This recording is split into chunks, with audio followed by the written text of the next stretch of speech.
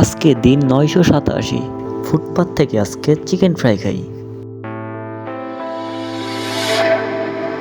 আসসালামু আলাইকুম। আজকে সকালেও পেটে অনেক ব্যথা ছিল। এই হালকা ব্যথার জন্য পড়াশোনায় আর মন বসে না। এরপর দুপুরের দিকে ঘুম থেকে উঠে ফ্রেশ হয়ে নিই। তারপর বাজারের দিকে যাই কিছু কেনাকাটা করতে।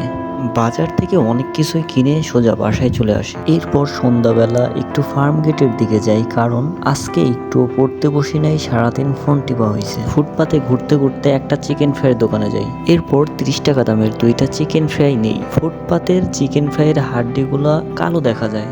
ওরা কি আসলেও জ্যান্ত মুরগি ইউজ করে? যাই হোক, মুরগি যেরকমই হোক, চিকেন ফ্রাইয়ের স্বাদটা অনেক মজাদার ছিল। এই 30 টাকার চিকেন ফ্রাইগুলোতে 2টা স্বাদের সসের ব্যবস্থা করছে। কাস্টমার তার নিজের পছন্দ অনুযায়ী সস নিয়ে খাইতে পারবে। তো আজকে এই পর্যন্তই।